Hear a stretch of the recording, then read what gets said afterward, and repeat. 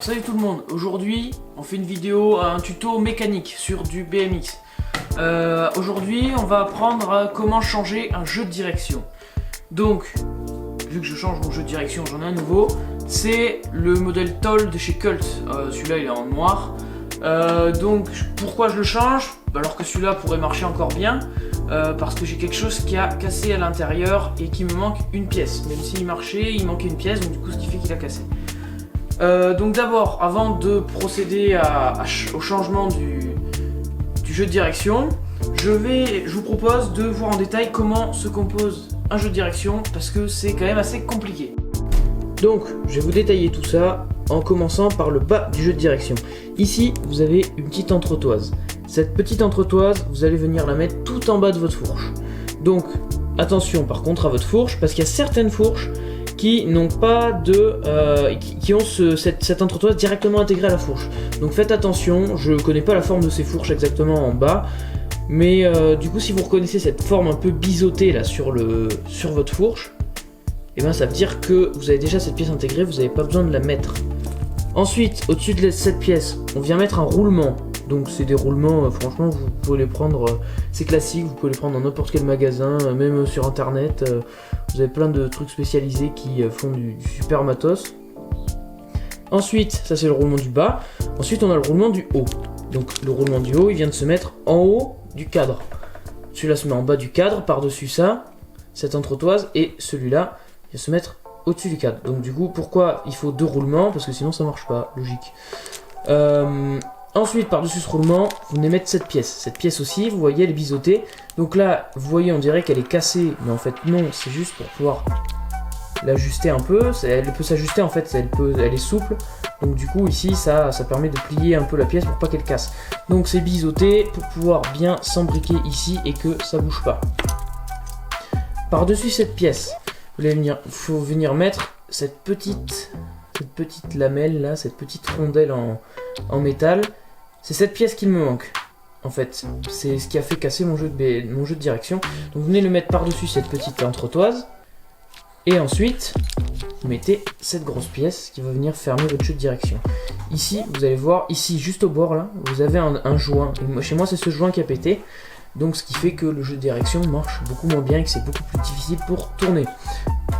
Et ensuite vous venez mettre vos entretoises ici, ces petites entretoises qui servent à un peu espacer l'espace entre cette pièce et la potence. Parce que il faut que votre fourche, il faut pas que votre jeu, quand vous allez mettre votre potence sur votre fourche, il faut pas que la fourche arrive au ras de la potence. Il faut toujours qu'il y ait un petit espace, parce que sinon vous aurez du jeu dans votre direction. Et ça c'est pas bien, parce que ça casse tout. Donc du coup, maintenant que je vous ai détaillé tout ça, je vais démonter mon jeu de direction sur mon vélo, et puis c'est parti. Du coup, pour démonter votre potence, vous aurez besoin d'une clé Allen de 6. Donc, on va commencer par enlever le capot de fourche. Ah, c'est pas la bonne clé. Yes.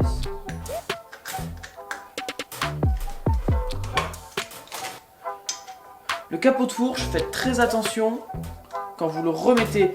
Parce qu'il faut bien le remettre droit, ça m'est déjà arrivé, vous pouvez foirer votre pas de vis. Et si vous n'avez pas de quoi le refaire, c'est compliqué. Et aussi vissez de tout votre possible à la main. Comme ça au moins ça vous évitera justement de foirer votre pas de vis. Et au moins vous saurez comment vous vissez et avec quelle force, plus facilement.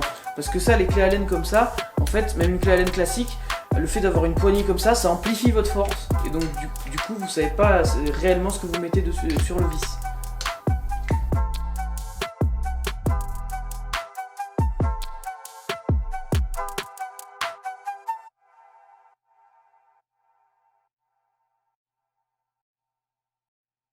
Ce que je vais changer sur ma fourche, ce sera donc cette entretoise d'en haut qui me sert à rien, je vais la remplacer par les nouvelles. Ce petit bout de cette petite le capot en fait du jeu de direction, puisque comme vous voyez ici, le joint est niqué en fait. Il y a des bouts qui partent de partout. Je vous montrerai plus en détail tout à l'heure. Par exemple, il y a un autre bout du joint. Je vais changer aussi du coup cette petite pièce. C'est le petit truc que vous mettez sur le roulement du haut. Et voilà, qui sert tout simplement. Donc, je regardais si déjà mes pièces sont compatibles entre les deux jeux de direction. Je vais pas changer les roulements parce qu'ils marchent encore bien. Et du coup ça sert à rien de les changer. Je vais pas changer la pièce du bas non plus parce qu'elle va bien avec le roulement du haut. Et voilà. Donc ça va, ça aussi apparemment.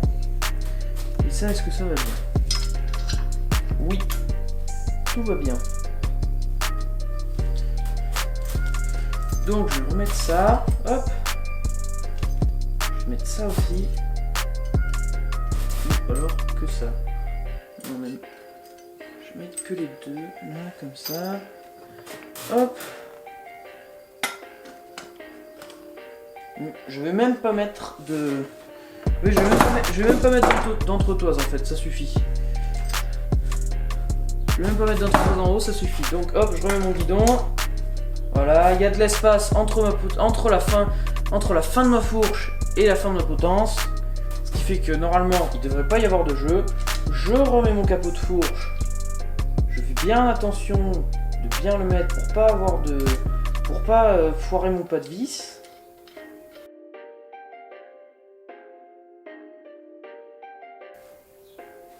Ensuite, je reprends ma clé Allen. Je viens serrer mon capot de fourche. Tac. C'est dans l'autre sens.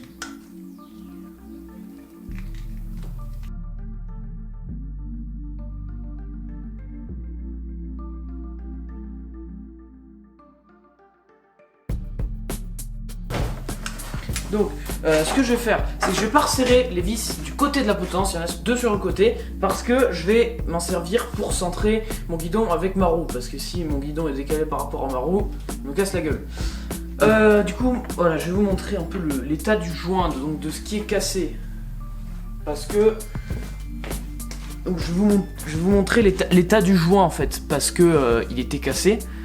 Et du coup je vais vous montrer ça, regardez, en fait il était carrément en deux parties. Donc vous voyez là déjà, il y a une partie qui s'est arrachée, un petit fil comme ça. Attendez, hop, je vais faire la mise au point.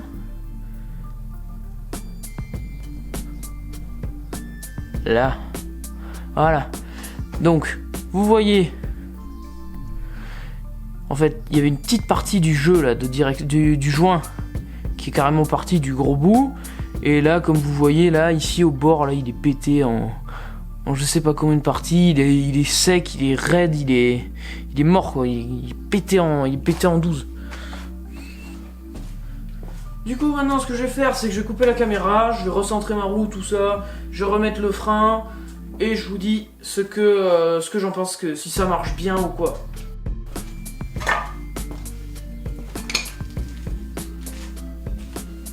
Bon, du coup, ça y est, j'ai enfin réparé ce vélo, j'ai remonté ma roue, j'ai remonté mon frein. Franchement, ça marche beaucoup mieux qu'avant, c'est beaucoup plus fluide, c'est beaucoup plus facile de le faire tourner, j'y mets beaucoup moins de force. Donc du coup, ça va me faciliter déjà pour rouler en général. Et aussi donc en saut, par exemple, si je veux tourner mon guidon, je suis pas encore là parce que je suis nul. Mais par exemple, pour faire un bar spin, c'est beaucoup plus facile, pour faire un tail whip aussi. Mais même juste pour tourner par exemple un guidon d'un quart, pour faire un tabletop ou par exemple pour faire un X-up, c'est beaucoup plus facile. Et donc du coup j'ai le reste des pièces là, donc les roulements qui sont neufs que je vais garder au cas où, quand ceux-là seront morts, je vais les changer, je vais mettre ceux-là. J'ai aussi des entretoises dedans, j'ai aussi une pièce celle qui va ici là en bas de la fourche. Et là j'ai les vieilles pièces, donc le joint pourri que je vais jeter. D'ailleurs ouais, il y a une poubelle là, tac, hop, je jette. Et ces pièces, je vais les garder quand même, au cas où celle-ci pète, et je remettrai celle-là, ces pièces, parce que même si, bon, il n'y a plus de joint sur celle-là, ça peut encore marcher. J'ai encore une entretoise ici, là, que je vais garder, et puis voilà, quoi. Bon, du coup, c'est la fin de la vidéo, je vous dis à la prochaine, pense à t'abonner à la chaîne, ça me fera super plaisir, si ça permettra de la développer et tout ça.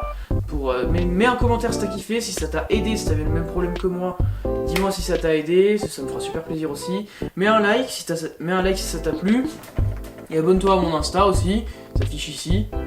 Et du coup, je vous dis à la prochaine pour une nouvelle vidéo, donc salut!